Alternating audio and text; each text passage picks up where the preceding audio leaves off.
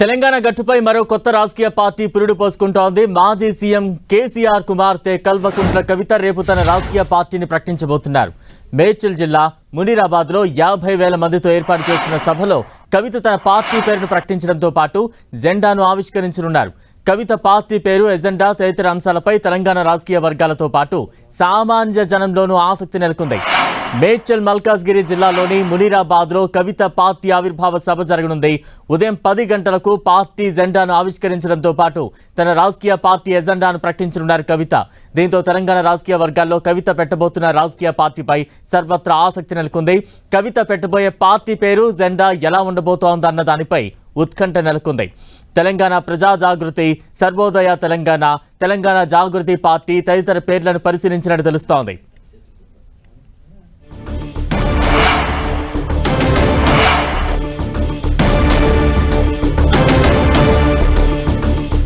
ఇక కవిత రేపు తన కొత్త పార్టీని ప్రకటించబోతున్నారు. కవిత పార్టీ జెండా, ఎజెండా ఏ రకంగా ఉండబోతున్నాయి, ఇవన్నీ తెలుసుకునే ప్రయత్నం చేద్దాం. మా ప్రతినిధి కరుణాకర్ సిద్ధంగా ఉన్నారు. కరుణాకర్, బలరాం, రేపు మాజీ ముఖ్యమంత్రి బీఆర్ఎస్ అధినేత కేసీఆర్ కూతురు కల్వకుంట్ల కవిత తన కొత్త రాజకీయ పార్టీని ప్రకటించబోతున్నారు. మేడ్చల్ జిల్లా మునీరాబాద్లోని ఓ ప్రైవేట్ కన్వెన్షన్ హాల్లో ఇందుకు ముహూర్తం ఫిక్స్ అయింది. రేపు సరిగ్గా 10 గంటలకు కల్వకుంట్ల కవిత తన రాజకీయ పార్టీ పేరును ప్రకటించడంతో పాటు జెండాను ఆవిష్కరించబోతున్నారు.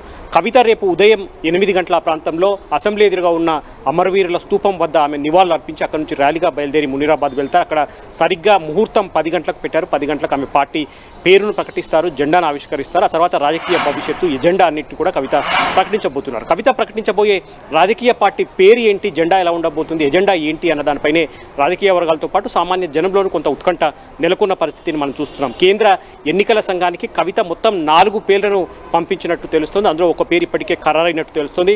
కాబట్టి ఈ పేరు ఎలా ఉండబోతుంది అన్న దానిపై కూడా సర్వత్రా ఆసక్తి నెలకొన్న పరిస్థితిని మనం చూస్తున్నాం. మనకున్న సమాచారం మేరకు తెలంగాణ ప్రజా జాగృతి అన్న పేరును ఇప్పటికే ఖరారు చేసినట్టు తెలుస్తుంది. దాంతోపాటు సర్వోదయ తెలంగాణ పార్టీ కావచ్చు, తెలంగాణ ప్రజా వికాస్ సమితి కావచ్చు, లేదంటే ఇప్పటి వరకు కవిత 20 ఏళ్లుగా రన్ చేస్తూ వస్తున్న స్వచ్ఛంద సంస్థ తెలంగాణ జాగృతి సమితి అన్న పేరునే కూడా పెట్టే అవకాశాలు ఎక్కువగా ఉన్నట్టు తెలుస్తుంది. కాబట్టి కవిత 4 పేర్లలో కేంద్ర ఎన్నికల సంఘం దేన్ని సెలెక్ట్ చేసింది, దేన్ని ఖరారు చేసింది అన్న దానిపై రేపు ఆ ఉత్కంఠకు తెరపడే అవకాశం కనిపిస్తుంది. కాబట్టి కవిత రాజకీయ పార్టీ పేరుతో పాటు జెండా ఏ విధంగా ఉంటుంది, జెండా కూడా ఇప్పటికే తెలంగాణలో కాస్త కనుమరుగవుతూ వస్తున్న బీసీ పార్టీగా పేరు పొందిన తెలుగుదేశం పార్టీ జెండాను పోలిన విధంగానే కవిత తన రాజకీయ పార్టీ జెండాను రూపకల్పన చేశారన్న ఒక ప్రచారం జాగృతి వర్గాల్లో కొనసాగుతూ వస్తున్న పరిస్థితి మనం చూస్తున్నాం. ఈ కవిత రాజకీయ పార్టీకి సంబంధించిన గుర్తు, ఎన్నికల గుర్తు ఏముంటుందన్న దానిపై కూడా కొంత ఉత్కంఠ నెలకొంది. మనకున్న సమాచారం మేరకు ధర్మగంట గుర్తును రాజకీయ పార్టీ గుర్తుగా, ఎన్నికల గుర్తుగా కవిత ఎంపిక చేసుకున్నారన్న ఒక చర్చ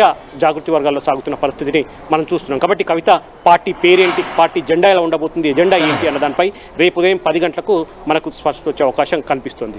కనుక అంటే ఎంత ప్రతిష్టాత్మకంగా రేపటి సభకు సంబంధించి ప్లాన్ చేస్తూ ఉన్నారు, ఎంతమంది హాజరు కాబోతున్నారు, జెండా, ఎజెండా వీటికే పరిమితం అవుతుందా రేపటి సభ, లేదంటే రేపటి సభలోనే రాజకీయ పార్టీలను టార్గెట్ చేసే విధంగా కామెంట్స్ కూడా ఉండబోతున్నాయా?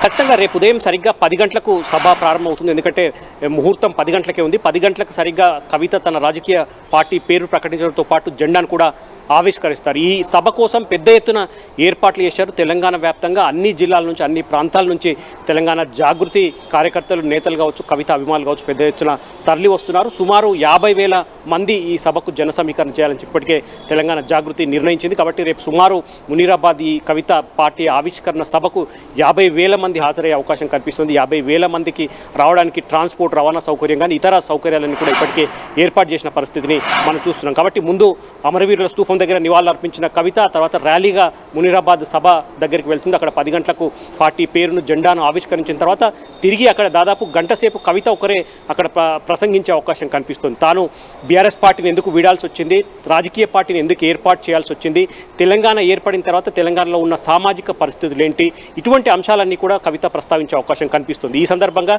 తన తండ్రి కేసీఆర్ కావచ్చు, బీఆర్ఎస్ పార్టీ కావచ్చు, ఇప్పుడు అధికారంలో ఉన్న కాంగ్రెస్ కావచ్చు, బీజేపీ పార్టీలన్నింటినీ కూడా కవిత టార్గెట్ చేసే అవకాశం ఉందని చెప్పి జాగృతి వర్గాలు చెప్తున్న పరిస్థితిని మనం చూస్తున్నాం. రేపు 10 గంటలకు పార్టీ ప్రకటన, జెండా ఆవిష్కరణ తర్వాత, ఆమె ప్రసంగం తర్వాత తిరిగి అక్కడి నుంచి ర్యాలీగా బయలుదేరి ట్యాంకు బండి వద్ద ఉన్న అంబేద్కర్ విగ్రహానికి కూడా కవిత నివాళులు అర్పించే విధంగా తన ర్యాలీని ప్లాన్ చేసిన పరిస్థితిని మనం చూస్తున్నాం. బలరాం. Right, thank you కన్నక.